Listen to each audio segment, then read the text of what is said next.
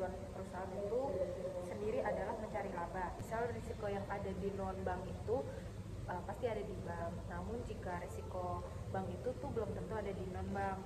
Nah, misalnya tuh di toko bangunan terus tidak ada kredit, sedangkan di toko formal itu pasti ada secara formal. Jika ingin bekerja itu yang pertama-tama harus ditanyakan itu SOP-nya terlebih dahulu bagaimana pada departemen atau perusahaan tersebut. Nah, karena jika ada kesalahan dari SOP itu tanggung jawab dari diri sendiri.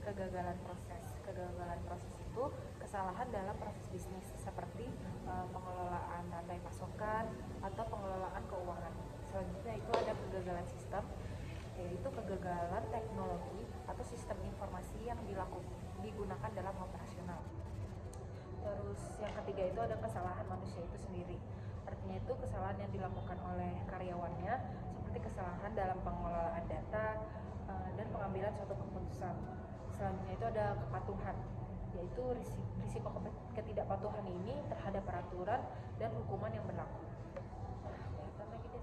Selanjutnya itu ada kegagalan proses, yaitu kesalahan dalam proses bisnis seperti pengelolaan rantai pasokan atau pengelolaan keuangan.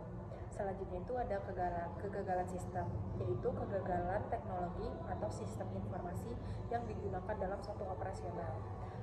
Selanjutnya adalah kesalahan manusia, yaitu kesalahan yang dilakukan oleh suatu karyawan seperti kesalahan dalam pengelolaan data atau pengambilan suatu keputusan.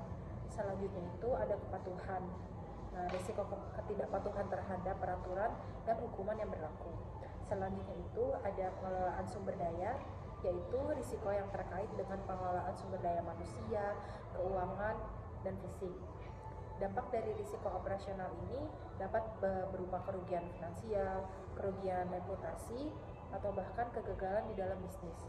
Oleh karena itu, penting untuk mengidentifikasi, menilai, mengelola risiko, dan operasional secara efektif. Beberapa strategi untuk mengelola operasional itu antara lain, yang pertama ada identifikasi risiko, yaitu mengidentifikasi potensi risiko operasional dalam proses bisnis. Yang kedua itu ada penilaian risiko, yaitu menilai kemungkinan dan dampak risiko operasional. Dan yang ketiga itu ada pengendalian risiko, yaitu mengembangkan kontrol untuk mengurangi kemungkinan dan dampak risiko operasional. Selanjutnya ada pemantauan, yaitu memantau risiko operasional dan efektivitas kontrol. Dengan mengelola operasional secara efektif, organisasi dapat mengurangi kerugian dan meningkatkan kinerja bisnis. Sekian presentasi dari saya, Nurisa Smita. Mohon maaf jika ada salah kata.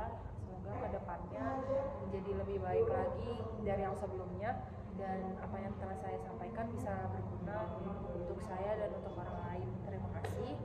Wassalamualaikum warahmatullahi wabarakatuh.